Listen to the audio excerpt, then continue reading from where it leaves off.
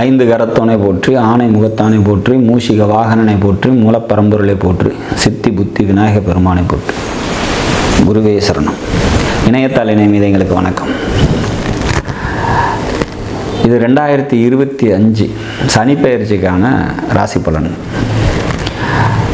2025 March மாதம் 29ஆம் தேதி சுமாராக நைட்டு ஒரு 9:40 சனி பகவான் திருக்கணித பஞ்சாங்கப்படி கும்பராசிலேருந்து பயிற்சி ஆகி மீனராசிக்கு போகிறார்.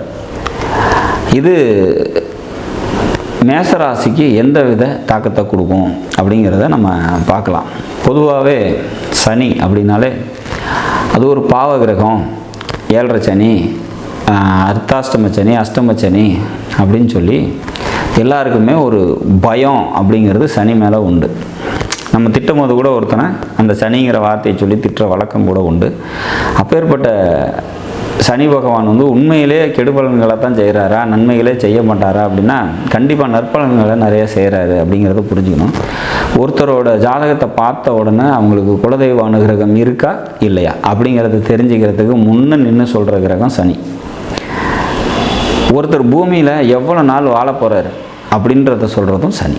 அப்போ இப்போ ஏற்பட்ட மகத்துவங்கள் வாய்ந்த இந்த சனி பகவான் இருக்கார் இல்லையா, இவர் பிரதானமான ஒரு, அதாவது என்ன சொல்கிறது,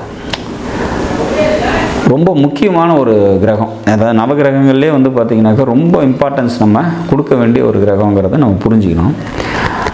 இன்னொன்று பார்த்திங்கன்னா இந்த சனி மந்தமானவங்க, ரொம்ப ஸ்லோவான பிளானட்டு, சோம்பேறித்தனத்தை கொடுத்துரும் அப்படி இப்படின்னு நிறைய விஷயங்கள் இருக்குது. எல்லாமே உண்மை தான். அவரோட தசா காலங்கள் டஃப்பாக கொடுக்குது, ஒத்துக்கிறேன். ஆனால் அந்த டஃப்பு தான் பார்த்திங்கனாக்கா உங்களோட வாழ்க்கையில் அந்த வாழ்க்கையை எப்படி வாழணுங்கிற அனுபவத்தையும் அதன் மூலம் கிடைக்கிற அறிவும் பார்த்திங்கன்னா விலை மதிப்பு இல்லாது. அப்போ அக்செப்ட் த பெயின் அப்படிங்கிறது தான் ஒரே வார்த்தையில் சனி பகவான் நமக்கு சொல்லக்கூடிய ஒரு விஷயம். வலியை தாங்க தாங்க தான் நம்ம வாழ்க்கையில் மெருகேறிட்டே போகிறோம் அப்படிங்கிறது தான் அதில் ஒரு விஷயம். இப்போ இந்த சனி மேஷத்துக்கு என்ன செய்ய போகிறாரு அப்படிங்கிறத பார்க்கலாம். மேஷராசிக்கு இது வரைக்கும் லாபஸ்தானத்தில் இருந்தார். இப்போ விரயஸ்தானத்துக்கு 12க்கு வரார்.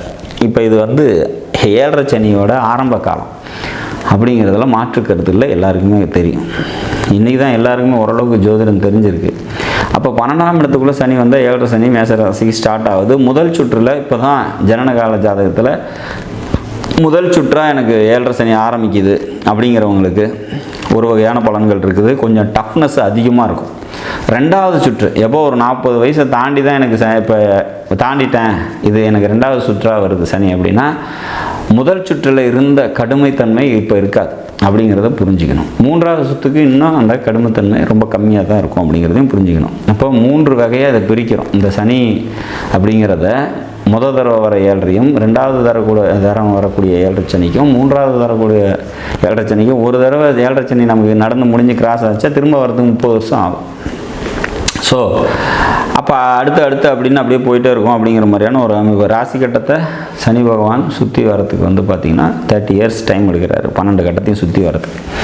அப்போ இப்போ இந்த சனி பெயர்ச்சி என்ன செய்ய போகுது? 12ல் வர்றாரு. 7.5 சனி காலம் மேஷத்துக்கு ஆரம்பம். மேஷத்தை பொறுத்த வரைக்கும் ஏற்கனவே இப்போ ராகு கிராஸ் ஓவர் ஆகி வரதுக்குள்ளேயே படாத பாடு பட்டுட்டு இருந்தோம். இப்போ மறுபடியும் சனி வர போகிறாரா, அதுவும் 7.5 சனியா, அதுவும் விரயத்தில் உட்காராரா.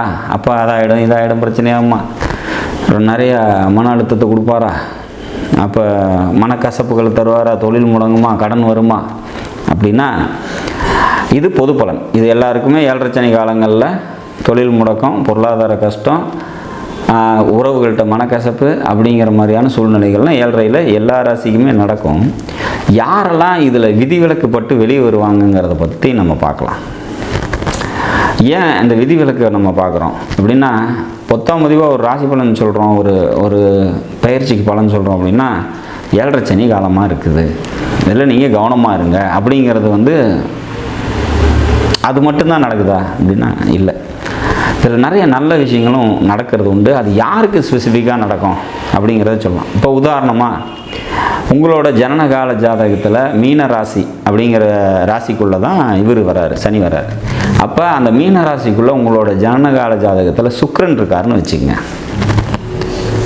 சுக்கிரன் இருக்கார் அப்படின்னா இங்கே வரக்கூடிய சனி பகவான் இந்த 2.5 வருஷம் உங்களை கேரண்டடாக நல்லபடியாக வச்சுருப்பார்.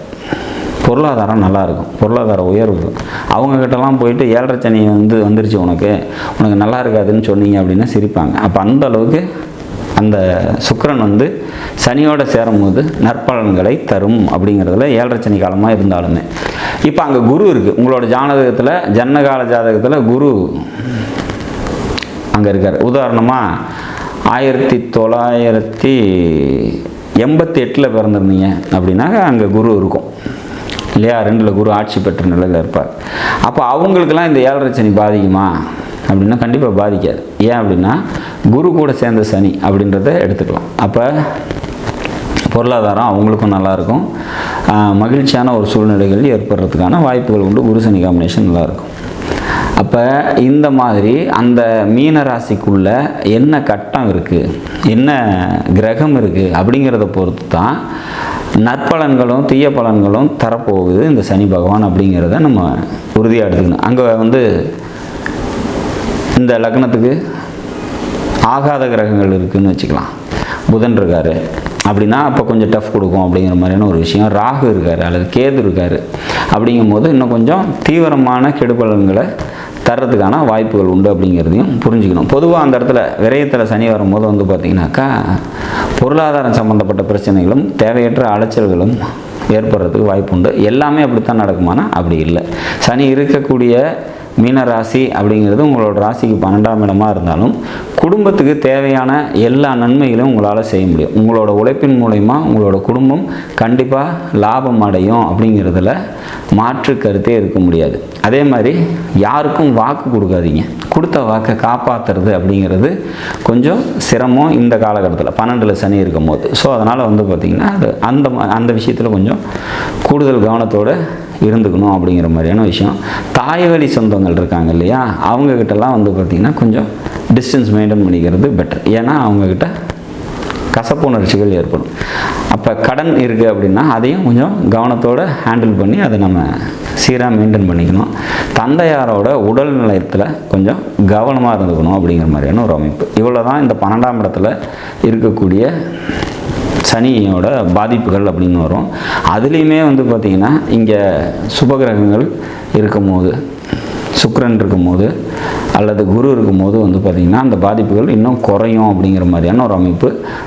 தீய பலனுக்கு பதிலாக கண்டிப்பாக நற்பலன்கள் இந்த மாதிரி இந்த மீனராசிக்குள்ளே உங்களோட லக்னத்துக்கு சுபகிரகங்கள் இருக்கும்போது சிறப்பாக நடக்கும் அப்படிங்கிறதுல மாற்று கருத்து இல்லை. ஸோ ஒரு பயிற்சி அப்படிங்கிறது 7.5 சனியாக வருது அல்லது அஷ்டம சனி, அர்த்தாஷ்டம சனி, எந்த மாதிரி இருந்தாலுமே அந்த எந்த ராசிக்குள்ளே அந்த கிரகம் ட்ராவல் ஆகுதோ அந்த ராசியில் உங்களோட ஜனனகால ஜாதகத்தில் என்ன கிரகம் இருக்குதோ அதை பொறுத்து தான் அதோட விளைவு அமையும் அப்படிங்கிறத புரிஞ்சுக்கணும். மோரோவர் என்ன தான் செய்யும் இந்த மேச ராசிக்கு அப்படின்னா அஷ்டம சனி காலம்தான். அப்போ அங்கே 12ல் சனி வரும்போது அலைச்சல் விரயங்கள்லாம் ஏற்படும். நான் சொன்ன விதங்களில் கூடுதல் கவனத்தோடு இருந்துக்கும் போது சிறப்பாக நம்ம இதை ஹேண்டில் பண்ணலாம். ஊர் எல்லையில் இருக்கக்கூடிய காவல் தெய்வ வழிபாடு தொடர்ந்து செஞ்சுட்டு வாங்க. உங்களால் முடிஞ்ச உதவியை உடல் ஊனமுற்றவங்களுக்கு செஞ்சுட்டு வாங்க. அப்படி செஞ்சுட்டு வரும்போது கண்டிப்பாக இந்த சனி பகவானோட அனுகிரகமும் ஆசீர்வாதமும் உங்களுக்கு நிச்சயமாக கிடைக்கப்பெற்று நல்லபடியாக இந்த காலத்தை நீங்கள் கடந்து வர முடியும் அப்படிங்கிறத நம்ம உறுதியாக சொல்கிறோம். நாடும் நாட்டு மக்களும் நலமுடன் வாழ நவகிரகங்களை வேண்டி அமைகிறேன். நன்றி, வணக்கம்.